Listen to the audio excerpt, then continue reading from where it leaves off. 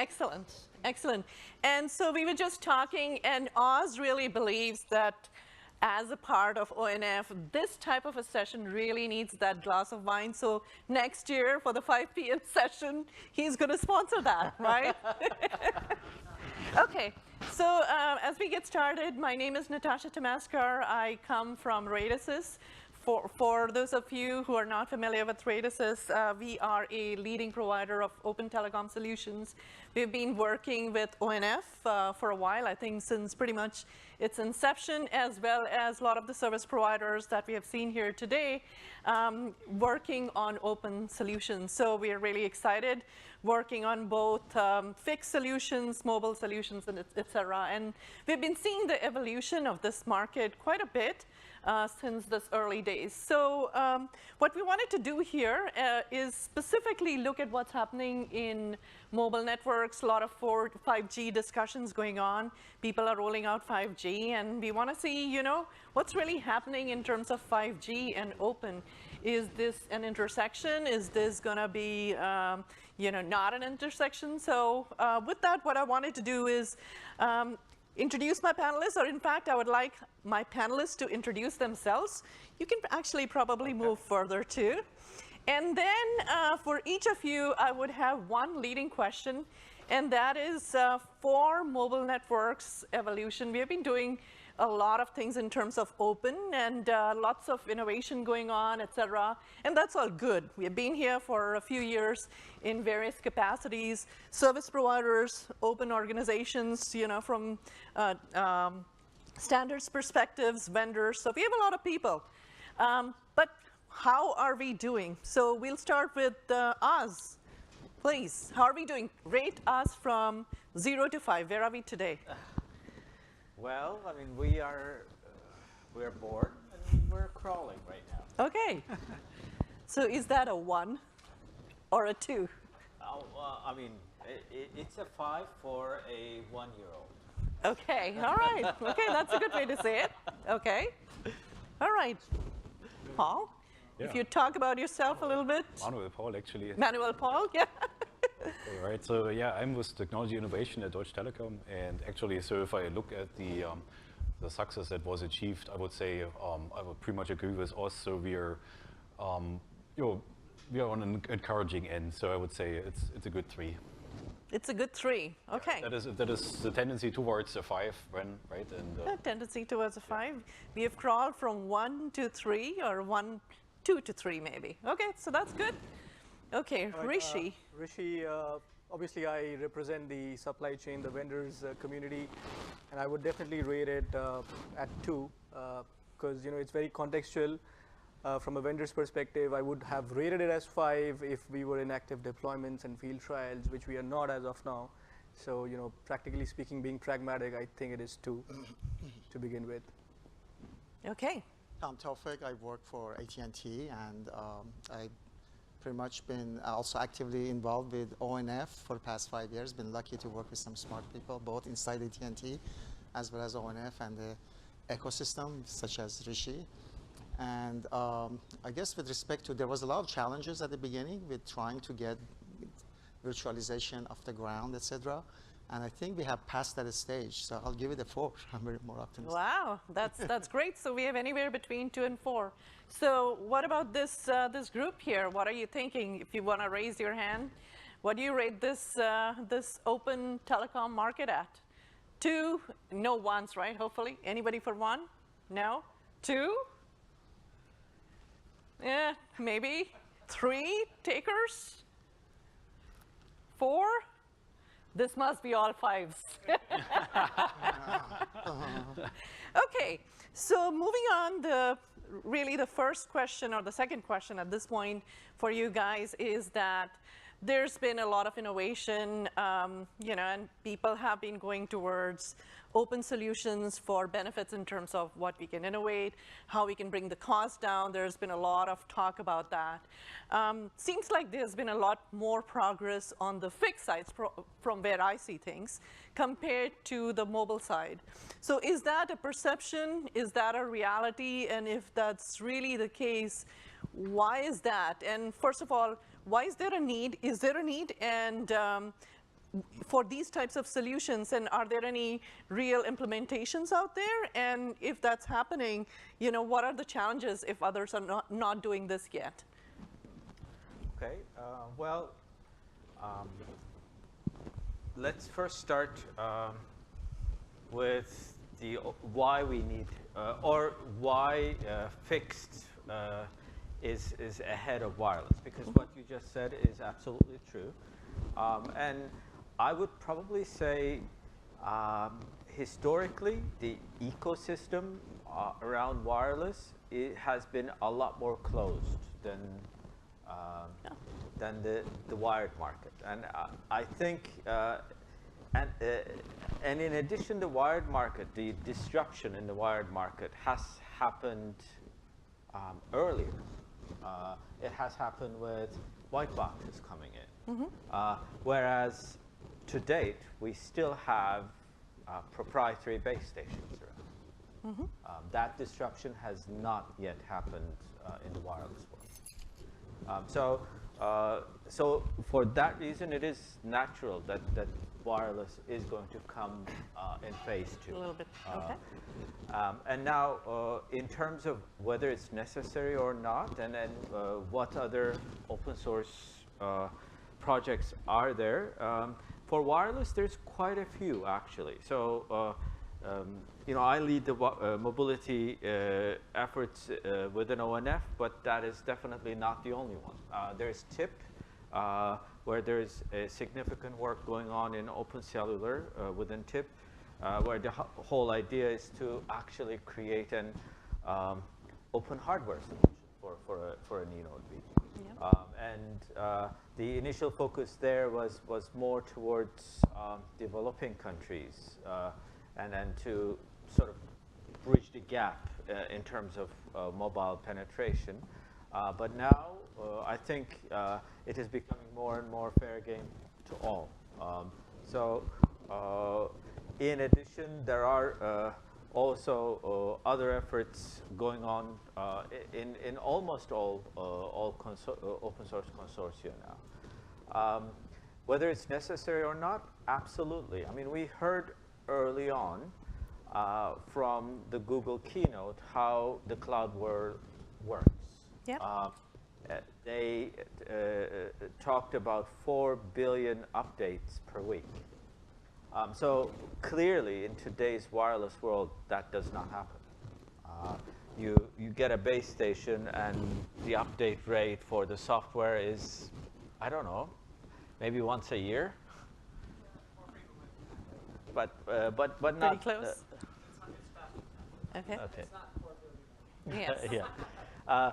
And that actually, coupled with the environment, that effectively, with the invent of iPhone, really, what happened in the wireless world is we created effectively a services store, and that operators had no say in.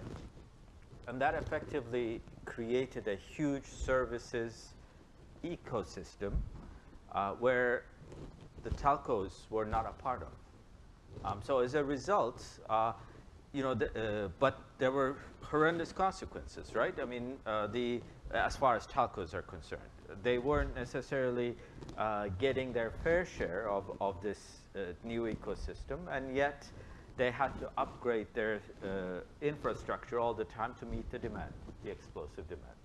So that really prompts the need for a new 5G, if you will, that also looks at the whole network holistically and tries to turn it around and get the telcos back in the game. Fair enough. So Manuel and Tom, I mean, what do you see? You have DT examples, AT&T examples firsthand. What are you seeing within your own organizations? So, Manu, you want to go first? The question is whether the fix is going faster than mobility. Yeah. That's in general, right? That's the question. So from my perspective, obviously, fix is easier, right? There is a lot of new complexities that are coming to 5G, massive MIMO and beamforming, et cetera. And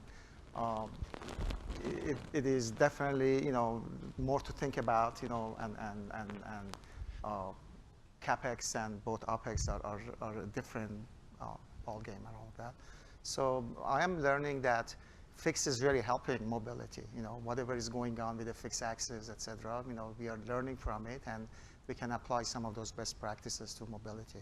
So I'm optimistic that some of the work that we have done in the past with respect to residential and SIBA projects, et cetera, we could apply a lot of those in terms of provisioning, FCAP functions, et cetera. But now we have to think about delay budgets and some of the complexity that mobility brings to the table, from optimization and so on. Manuel? So looking at it as was introduced it, right? So there were always, depending on the device life cycle and on the hardware life cycle, there were areas where it was easier to bring in very quickly and rapidly new features through innovation cycles, and so for the typical customer terminals or end customer devices, as the device life cycle is typically a little bit shorter. So the uptake of new features is also quicker, and a lot of these really large-scale ecosystems with billions of devices being shipped every year, right? They have a platform economy, of course, and there's already a large chunk of open source and, if not fully built on open source solutions that we find in the market today. May it be Android in an example that also led to a large and really strong innovation with regards to developing software in an agile and distributed approach, and brought back a lot of the expertise and the concepts into such ways of developing software in a community, actually. So, but also on the wireline side, looking at the CPE, so the residential gateways, similar platforms are available, and the question is now just where is the point where you want to also get some of these concepts leveraged to bring more innovation and actually a shorter time to market for new features into your network infrastructure. And here's obviously where in wireless, where you try to squeeze out whatever you can as best from the spectrum, right? Even more than in wireline, obviously. So you're pretty hardware centric. You're pretty much driven by innovation on physical layer, on dealing with really all this domain and layer 0, layer 1, and that obviously is a domain of its own. And on the other hand, there's software coming in now still into a lot of the, let's say, layers above, and has really brought really great potential to do more, to do more innovation quicker, and bring this in with a disaggregation of the hardware and the software layers. And so looking at the core network, I think we're pretty close to, that's why I brought this encouraging number out here. We are pretty close to leveraging all the concepts and actually talking more about the platform than particular proprietary or non-proprietary black boxes.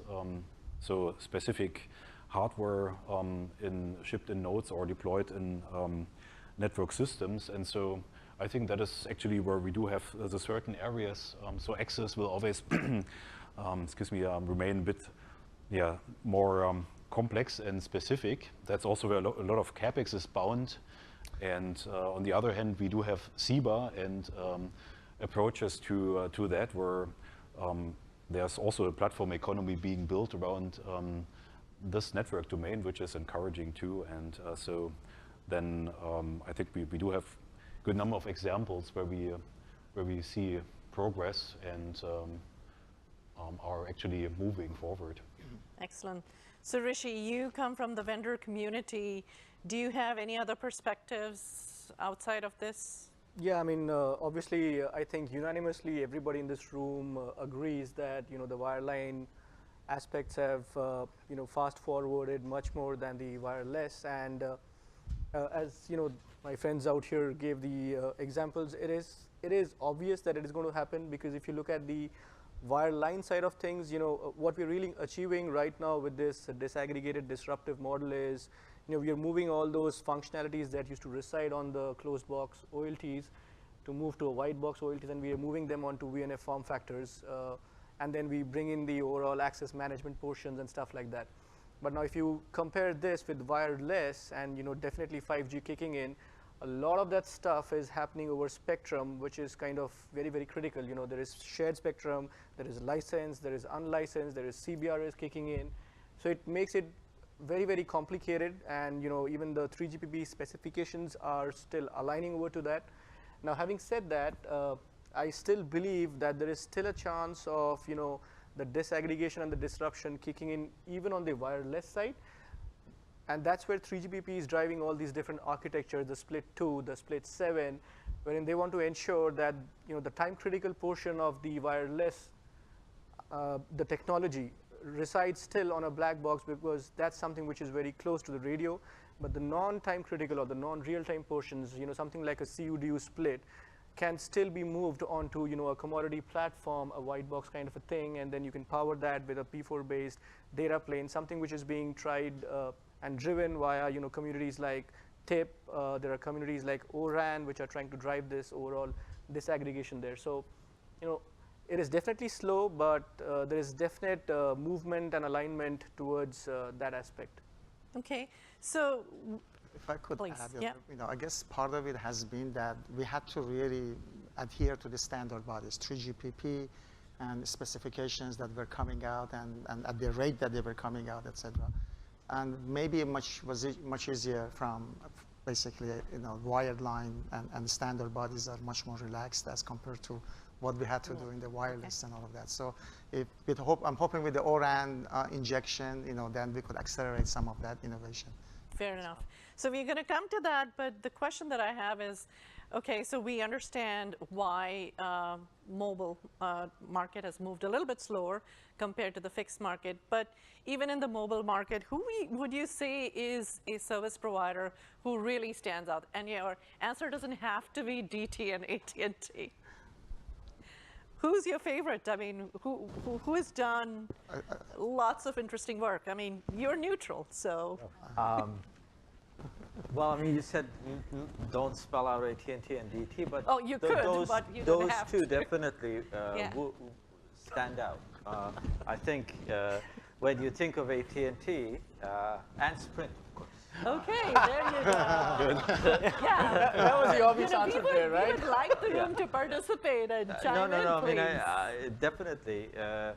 These three operators, as far as I'm concerned, the whole existence of ONF is thanks to AT&T. And even before ONF, AT&T has been a leader amongst service providers in going through that transformation that they outlined very early on, and they are successfully moving along in that direction. And their e-comp work and now going on to ONAP is actually quite important, because effectively, going back, trying to tie your earlier question with this one, again, I'll go back to iPhone. So we're talking about the mobile space and open source, but you also have to realize that as far as the handsets are concerned, the operating systems, including iOS and Android, are almost 100% open source, made out of open source components. So effectively, built out of that open source operating system, there are lots of third-party applications that sit on it. So effectively, what we're trying to do here, and AT&T has led this actually, is to create a network operating system, which is open source, where on that we will have the various access components as services. So we're following really on the footsteps of the huge success of the smartphone, but enhancing that to the overall network. And that is going to fuel the innovation and all that. So while in terms of the operating system and how the different services could be automated and et cetera, AT&T has led the way. In terms of the connectivity services, the disaggregated, virtualized, at least in the context of ONF, Sprint has been a leader. They have developed very early on. They felt the need for an open source solution for the core network components, and they not only felt the need, they actually took the initiative and they developed the first portion, which is already deployment grade, with components that are deployment grade. And now, I've said this early on this morning, Deutsche Telekom is stepping up and explicitly saying, okay, we're ready to take this open source core one step further, and actually with pretty much a commitment towards productization. So those tell us that those three operators are on the forefront. Okay, so we heard AT&T, Deutsche Telekom, and Sprint. Any other examples from the room worth noting? We have Telstra there. Telstra, perhaps? Or too early? A little early, okay, but definitely. Okay. Okay, so I'm going to go back to your comment, Tom, around 3GPP, et cetera. And I guess this is a question that keeps coming up. You know, you have organizations such as ONF, you have 3GPP. Is progress going to be at the pace of 3GPP? Is progress going to be at the pace of ONF and other open consortiums? Or is there synergy? And this is for everybody, actually. Right. So I personally believe, and this is my personal view and all of that. I mean, 3GPP have done a great job for us. They're coming up with all the standard bodies, et cetera. They've been providing a specification that are global and everybody adheres to, and et cetera. But, and that's good and bad, right? The good thing is that we can interoperate, we can do roaming, and et cetera. And the bad part has been that we cannot customize for a specific enterprise or a specific location or zone within the environment or customer base that we may have, et cetera. And with this open platform and open community, open source community, complementing what 3GPP is doing, then we can innovate much faster. We should be able to enable platforms that you can easily bring in other vertical market service opportunities that otherwise were taking too long, or our operation folks would say, sorry, we cannot do IoT back in 5 years ago or 10 years ago, because it would put a big tax in our network. So this is an opportunity, with getting these two work together, complementing one another. Maybe I can add to that. So the way I see it is, at the end of the day, 3GPP is a group that is concerned with interoperability. And that kind of a standard should always be here to stay. Otherwise, we wouldn't actually have the huge success with mobile telephony we have had. But having said that, the last 40 years of the interoperability standards has focused on just two services, voice and mobile broadband, nothing else. So it is because of that we, the operators felt sort of constrained, like Tom said, in terms of flexibility. But with 5G, the standard is trying to be more flexible. Now, with that in mind, the need for interoperability, the way I see open source evolving is it is sort of an open standard for deployment. So it is not the only deployment strategy that a telco can have. It could, a telco could still use an incumbent vendor's proprietary solution for deployment, but this is a de facto open deployment standard. which is still 3GPP compliant. So the two, especially in the context of 5G, with more flexibility, now there's a lot of synergies that the two can nicely coexist. Okay. Yeah, I would pretty much second that, since I was amazed that there's a lot of innovation happening at 3GPP, and that was certainly driven by the diverse use cases that are now requested to be supported in that system that was previously, of course, optimized for a certain use case, and that is fair enough. And it was supposed to work globally, and that's why it needs specified interfaces and interoperability to make it scale.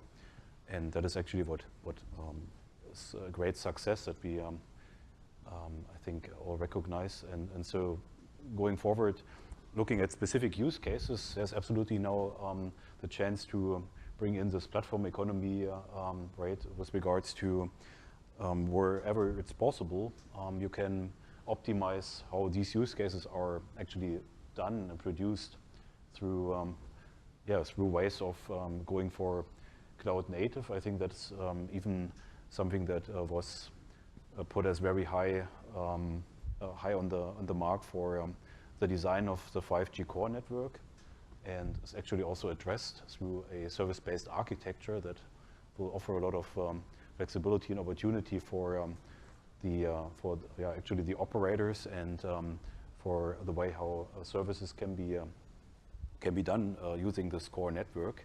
But then looking at the infrastructure, and that's, I think, where ONF comes in with enabling work. So looking at how gateways can be hosted or supported on an infrastructure platform, which is itself also then powered by a cloud concept, and in that way gets the benefits of the scale and all of the enabling concepts that were defined for data center networks, right? And so combining these efforts, I think, is a very strong and very reasonable approach. So I would just echo that this is complementary, I think. So in that way, we are also not about to, embark on additional work when it comes to the ONF, right? But it's actually enablement and platform work underneath. And there's a chance for rapid prototyping. So that is actually MCORD's success story. But now it's ready for the next level. And that's where the set use cases, starting with a lightweight EPC, are those that are first on the list that can be taken to a production readiness. And that's what I think ONF can do, and then take proof points from there. Perfect. So seems like we are ready for the next level from what I'm hearing from you guys. What does that mean? I mean, there are still challenges in the market. From your perspective, there are two service providers here. You're from ONF, and we have a vendor. If you were to say, well, if we would have done it this way, we can make the market move faster. What would that ask be of you, Oz, of the service providers or the vendors, or maybe we'll start with Rishi. You're the vendor. What is your ask of the service providers and the open organizations? And you can look at Hank while you answer that. With Hank sitting over there, I'll try to make sure that my answer is politically correct. So, obviously, from a technology perspective, we definitely see that there is a big traction from both the operators community, and even the big incumbents are also heading towards that. But I think more than the technology, the business aspects becomes very, very imperative for whether the tier ones or the tier twos or the tier threes to take that next step towards this disaggregation and disruption. And my ask, towards the service providers is obviously, sharing is caring.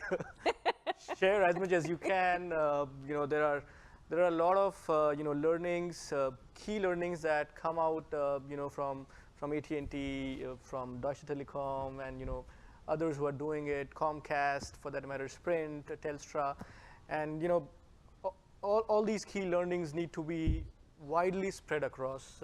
It cannot be, it should not be. I cannot. So it should be open, you mean? It shouldn't be open. Obviously there are business aspects to that, but those One way? it's a mix and match, right? I mean, Because as far as I'm concerned, it should be definitely open, but the vendors are you have to look at the vendors when you say that too.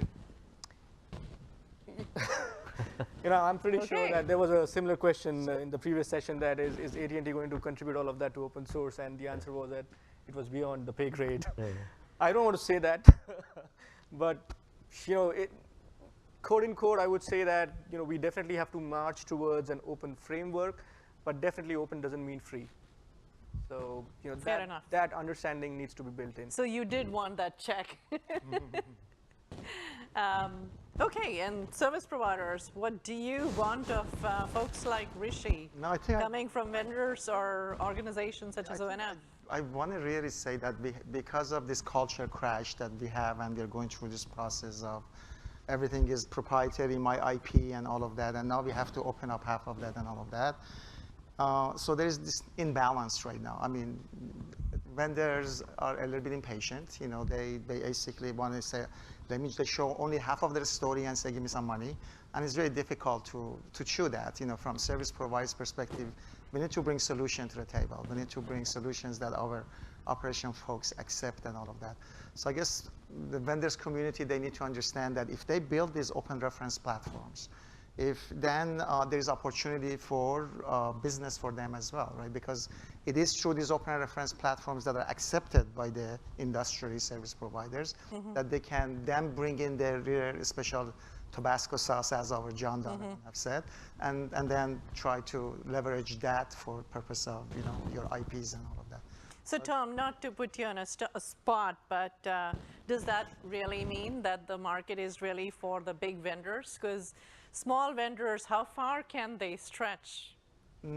I think the opportunity is so huge that even if I see like where we are going with 5G, how 5G is changing the whole industry, and not just telecom, it's changing the entertainment, changing the health industry, the education industry, the transportation industry. The market is so huge that no one should be scared of it. And by opening it up, you're just creating a platform for opportunity for all. And both big vendors and small vendors, they should see these open reference platforms. Just like when Linux opened up, it didn't kill lots of businesses, right? It didn't kill Microsoft, right? And it brought in new opportunities. The app developers mushroomed out. And now maybe there is time for thinking about how we can get the data scientists to mushroom out as a result of these open platforms and Fair enough. data-driven. It'll be interesting to see what IBM does after the acquisition of Red Hat. Manuel and Oz, any other perspectives there? Well, I mean, I think this lightweight EPC that Manuel has mentioned, that DT wants, is a very good example for how this may play out. This is maybe the whole ecosystem tipping the toes in, as Guru said a couple days ago, and this is going to be a very good example of how fast things can progress and where things will end up. Because my understanding, again, I don't want to put DT on the spot, this is just my understanding, with the timeline that we're talking about, it is almost looking like as if the exemplar platform that we are going to develop is going to almost be like an RFP. And I don't see any of the incumbent vendors here. So that means this is an open call. Interesting. So what's the perspective of this team? By the way, this was the last question for the panel. So open questions for you guys. Do you agree? Do you disagree? I see mix of service providers and vendors in the room. Any controversial points of view? Anybody? There's a mic right there. So I have the weird position of being both somewhat of a supplier of code, as well as an operator. So I've got a couple of questions that won't involve Oz. So it's one of these guys. So, okay. So speaking from wearing my supplying code hat, so to Rishi, you know, and I think in the Danos talk, there was an interesting comment, which was, you know, there were a lot of requirements that were sent, TAC-ACs, everything else. You know, I'm guilty of that too. I work for an operator. I would typically send you 5,000 requirements, of which a lot of it's operational and everything else, but maybe 10, 20% actually apply to the function.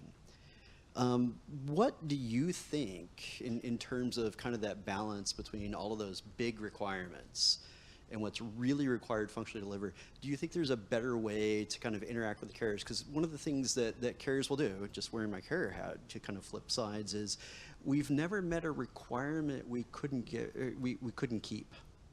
And what I mean by that is, it would not surprise me if there's requirements from X25 days on a 5G RFP, probably, you know, to be sent to you soon. It was a good protocol. So what do you do? You know, is there a better way, or maybe this is actually for all three of you, is there a better way to kind of go out and kind of, I'll say, scrub, minimize, and really get down to what we need to do? Because one of the things I struggle with is, and I think I have this perspective now in line with Rishi after developing, is it'd be great if I really knew what the minimum viable requirements were, and I knew what the other requirements were that were important, but if I had some other way to kind of, I hate to say the word, farm them off or delegate them or however you want to do it, but it's there. Is there a better way of going about this? Because I'll be blunt, as operators, we just don't get rid of requirements. It's not what we do. If you want my perspective, I mean, up until now, we had to sort of prove ourselves that virtualization, open platforms are a good thing, and it can happen, and it works. And it was a very hard job to do, really, honestly, knowing all the battles that, you know, I'm sure you guys are aware of it, etc. And now that we have ORAN in place, you know, and ORAN has these feature releases, you know, specification interfaces, maybe that's what we should do, because these open reference platforms, if they're based on, for example, mobility at least, it could be based on ORAN and initially, you know, and then over time, we want to operationalize it after, you know, we accept the baseline is correct and all of that. So that's my recommendation. I know it's hard for them to do everything. Yeah, so from my perspective, I would definitely say, you know, I'm going to be very explicit with respect to an example, right? That is, I'm sure Lyle is expecting that kind of an answer, knowing Lyle. So, you know, let's put Radisys as one of those vendors who are providing, let's take a very specific example of an EPC, right? So practically speaking, you know, we were mostly a protocol stack vendor. We never had a full-fledged application, so as to say. Now, we obviously do not stand a chance when we are competing with the big incumbents. Now, what we have done is we have picked up a niche technology area wherein we provide a lightweight EPC, which is custom made for an operator. Now, what we definitely need for such kind of an opportunity is that, you know, our customer exactly tells us that, hey, I'm not looking for a, you know, whole hunking rack of an EPC, but I'm looking for these specific requirements. And that's when we build it. I would just quickly comment back. I think if an operator knew exactly everything you needed at the beginning, even though it does seem like it when we send you 6,000 requirements, I think if we knew exactly what it was, that would be a rare day indeed. So I'll just say that.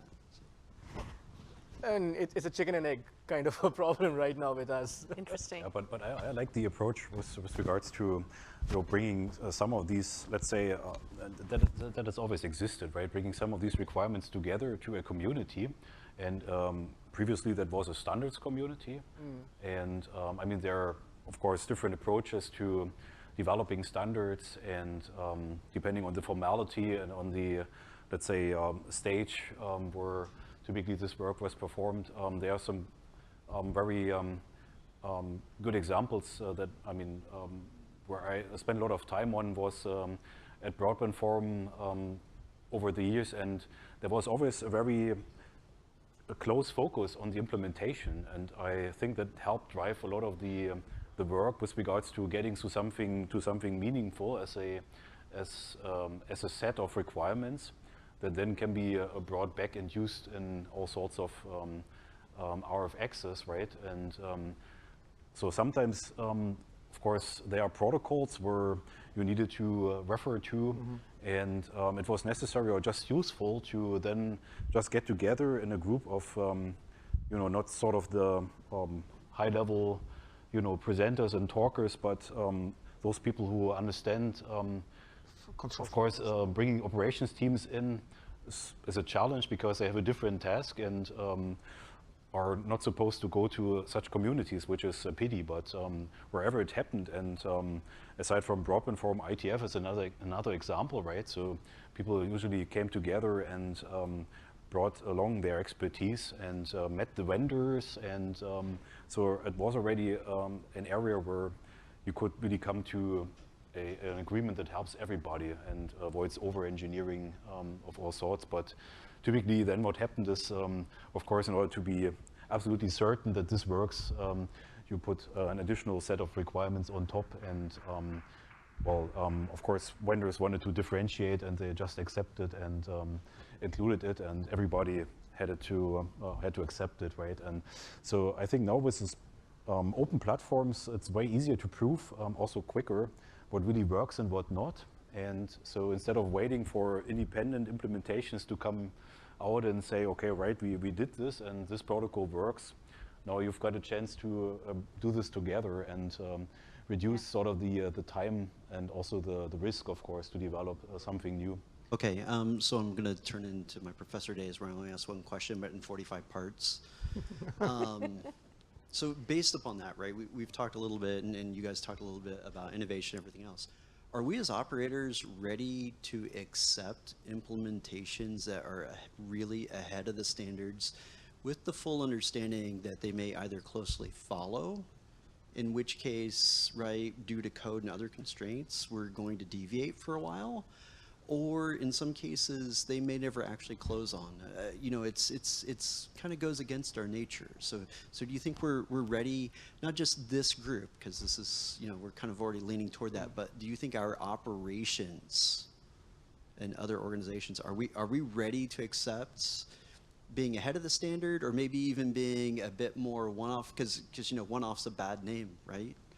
When we talk about it in operations. Are we ready with this to really push the edge here? Should I defer that to Hank? I look at it differently, right? I'm going to kind of go back to the complementary nature of the standards. The standards give you interoperability. And if you don't follow the interoperability capabilities of the standards, you won't interoperate. And not having somebody's device talk to your RAN network is not a good thing. So standards give you that interoperability. The stuff that's going on here is more, how do you build to the standard?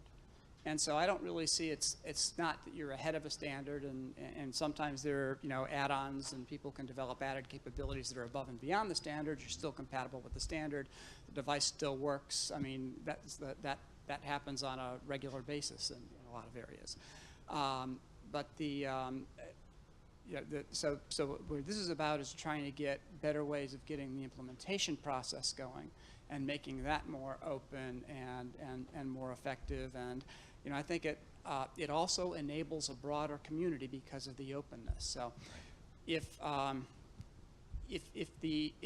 everything is a closed system and a closed architecture, then the only thing you can buy is the whole thing, right? And if you're buying the whole thing, a small company has a really hard time building the whole thing, because when you're talking 3GPP, the whole thing is pretty big.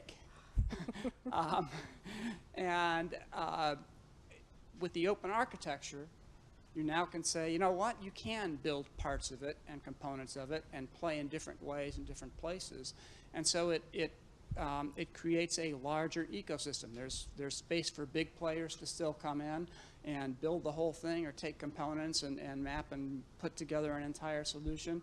And there are places for smaller players to build add-on pieces, or just build a specialty piece or a specialty function that meets particular needs. So I think that's the benefit of the open architecture. Really is, drives a lot of things into the ecosystem, allows a lot of new and added business models, and it, you know, I think it's going to create a lot of good things.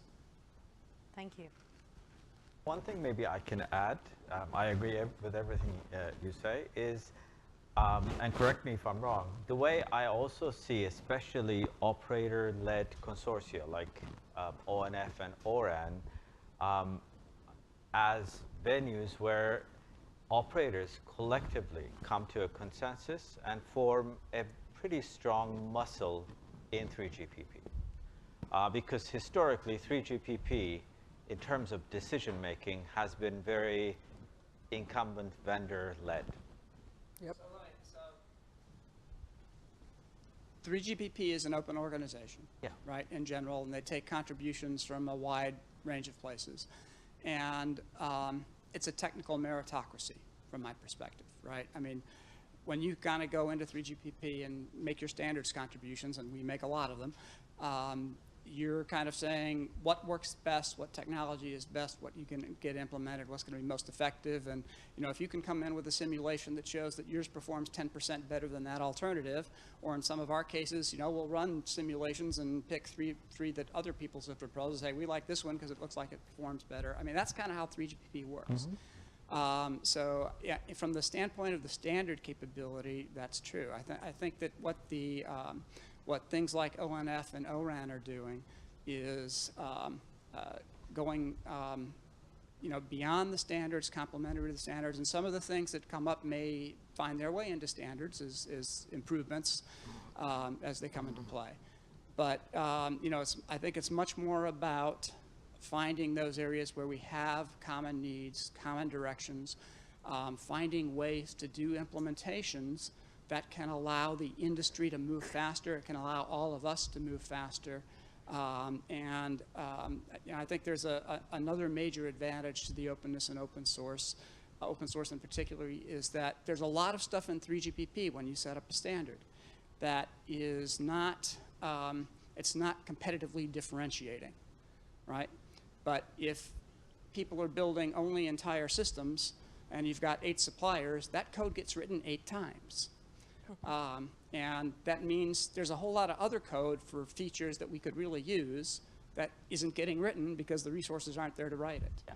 So, you know, I mean, to me, it's also going to be something that's pretty exciting because by going to the open architecture and open source, you can get it written once.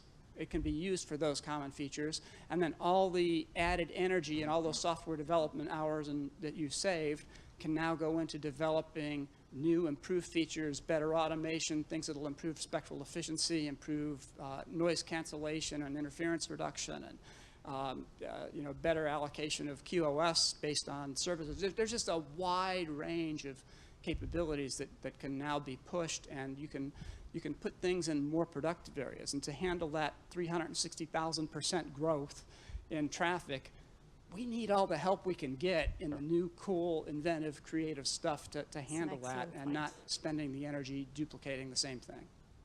That's excellent. It kind of shows why the market moves faster with this approach. Yeah, exactly. Comments, questions? I think there is one. There is one. No? Okay. Anybody else? You're good?